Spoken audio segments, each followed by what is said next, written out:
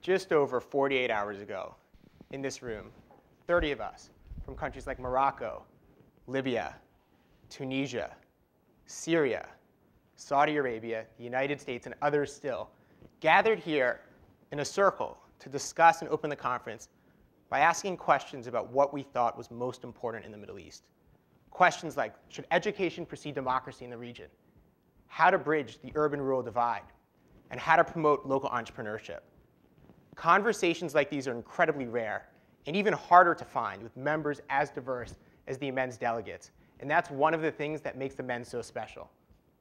My name is Corey Metzman, and in 2009, I co-founded a nonprofit called Dorm Room Diplomacy, which seeks to connect American college students and our peers in the Middle East to engage in similar conversations using online video conferencing. I grew up in the Bible Belt, a region in the southeast part of the United States, which isn't exactly the most diverse part of our country. But I didn't fully realize the extent of the cultural cocoon in which I grew up until I spent a summer studying abroad in Jordan. One of the first people I met there was Sammy, who was a local Jordanian student, and I still remember when we met. We were standing on the balcony of my student dormitory, which overlooked an oil-soaked highway right in front of the University of Jordan. And after a little bit of hesitation, we realized we had some common interests. We pulled out our iPods. We were listening to the same artists, for example. But what most surprised me about that initial conversation is what Sammy told me about the Middle East. He told me that he believed that women in Saudi Arabia should have the right to drive and that they should have the right to vote. He told me that he believed in Egypt, that was still ruled by Mubarak at the time, was in desperate need of governance reforms. And equally surprising to me, he couldn't care less about the fact that I was an American, much less an American Jew. From this point onwards, I began to realize that the Middle East, its politics and its culture, were anything but black and white. And I wanted others to see the shades of gray as well. So after returning home from that summer in the Middle East, a friend and I co-founded Dorm Room Diplomacy to help our peers, not just in the United States, but also in the Middle East, to go beyond these simplistic stereotypes and to engage with regional complexities. So I'm lucky to be here this weekend with Zach Levine, who's the current president of Dorm Room Diplomacy. And over the past 2 years, Zach has been largely responsible for our success and impact. So Dorm Room Diplomacy is an awesome program. What we essentially do, a little biased, what we essentially do is we connect college-age students from the West and the Middle East using virtual exchange video conferences. These video conferences simultaneously engage 8 students, 4 from the West and 4 from the Middle East, in real-time moderated face-to-face discussions. The goal of these video conferences is quite simple. It's to foster cross-cultural friendships similar to the ones that we've all had the fortunate pleasure of making this weekend at Stanford. These video conferences give students the opportunities to talk about topics and issues that are important to them, ranging from big salient political issues like the Syrian crisis to more hot-button social issues like female empowerment, or simple cultural, maybe personal-driven issues like your favorite pastilla recipe. Dorm Room Diplomacy video conferences take place once a week for an hour over the span of a 10-week academic semester, and really, for us, have really been an awesome opportunity to expand our viewpoints. So I'd like everyone to picture this. It's Monday, the sun is low in the sky, you're a student, you pull your laptop out of your backpack. You're in your common room at home, your bedroom, perhaps even your dorm room at school. You flip open your laptop, and meeting you on screen are 7 faces of new friends who you've had the opportunity to get to know a little bit through your recent weeks with Dorm Room Diplomacy. It's Hassan from Lebanon, Ege from Turkey, Mohammed from Morocco, Sarah from New York, Becky from Boston, Mike from Washington, D.C., and Samira from Afghanistan. Your facilitator, Becca, welcomes you to the conference, asks you how your big test went last week, and you quickly delve into a discussion about the recent Twitter ban in Turkey, a topic you've been reading a lot about in the news.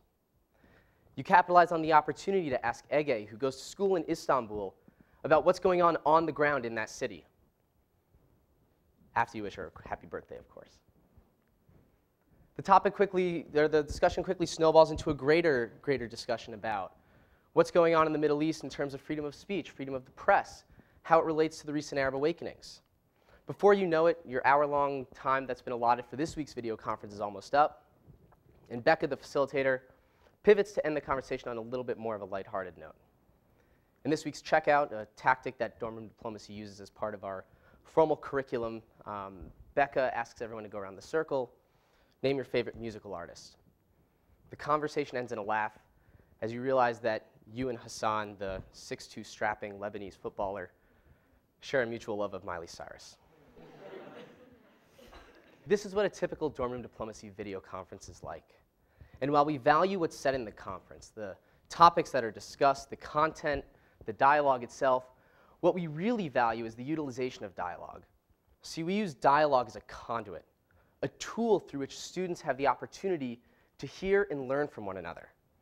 And we believe that it is that ability to access those firsthand perspectives that brings students back to our program time and time again. Over the past 2 years, we've had over 200 participants register for the conferences, hailing from 30 schools in 15 countries. But more important than these data points are the individuals and the experiences that lay behind them. Today, Corey and I would like to highlight 2 different trends that we've seen in the video conferences and explain some of the value added that we see in virtual exchange and the potential and power of dorm room diplomacy in particular. The first trend that we've noticed is that dorm room diplomacy helps students to establish and build mutual respect and understanding for each other. And this is more important than it sounds on the surface. A lot of this comes through the deep personal relationships that Zach referred to, which are frequently a byproduct of our video conferences. So let me give you an example from last semester. One of our participants was a young Palestinian woman named Mara, who studies at Bear State University in the West Bank. And due to the ongoing nature of the Israeli-Palestinian conflict, it wasn't a surprise at all that she had vastly different political beliefs from many of our American participants, especially those who were Jewish.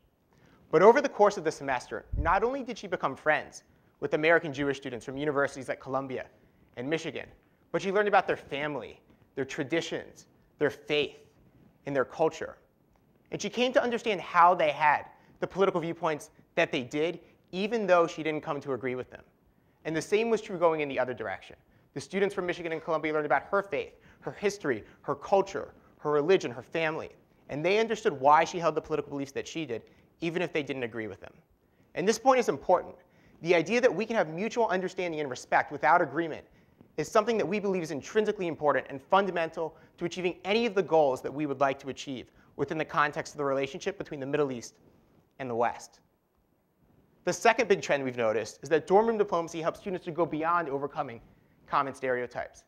It actually helps them to realize the diversity of perspectives and the heterogeneity of viewpoints within the regions themselves. Let me give you another example.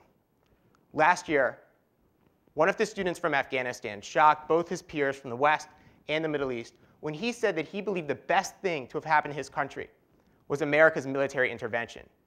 He pointed to things like improved access to education and improvements in the quality of healthcare that was available. And while the substance of those opinions weren't necessarily surprising, the fact that he pointed to America as the agent of change there was surprising to a lot of people. Because reasonably so in the Middle East, there's a very common perception and skepticism towards American military intervention. So that's one example of the heterogeneity of beliefs that dorm room diplomacy has exposed students to. A second example comes from one of my own video conferences during my early time as a facilitator. This was 2 or 3 years ago. I logged into a video conference, and within about 10 minutes, one woman from Lebanon and another from Morocco engaged in a fervent debate about what they thought were the proper sphere of political rights for women in Muslim-majority countries. Now, not only was this discussion remarkable, because it would have been socially taboo in many areas of the region for it to even occur, but it was equally remarkable that I, as an American, and the other peers from the Middle East were able to not only witness this conversation, but participate in it. Dorm room diplomacy had given me and my peers a window into a conversation about female empowerment that we never otherwise would have had access to. These are the types of conversations that students tell us are most valuable, that they remember the most. And it's these types of conversations that help students to go beyond a rough portrait of a region that is all too often painted with an exceedingly wide brush. And we have a number of these different conversations that have taken place over the last few years. And while we're excited about some of the conversations we've had in the past, we're even more excited about the conversations we hope to have in the future.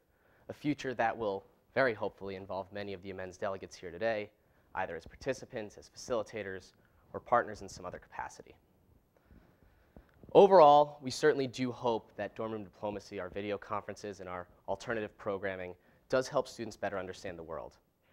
What we really hope is that our video conferences will help students better understand themselves. You see, we fervently believe that listening to divergent perspectives is essential to one's ability to question and refine one's viewpoints. Indeed, Benjamin Franklin once said, "There are only 3 things that are extremely hard: diamonds, steel, and to know oneself. And in that vein, we think that dorm room diplomacy, sharing perspectives, experiences, worldviews, cultures, backgrounds, and all the great things that you have the opportunity to do through dialogue help people better understand themselves, at least as well as any university-age student can. Thank you, guys.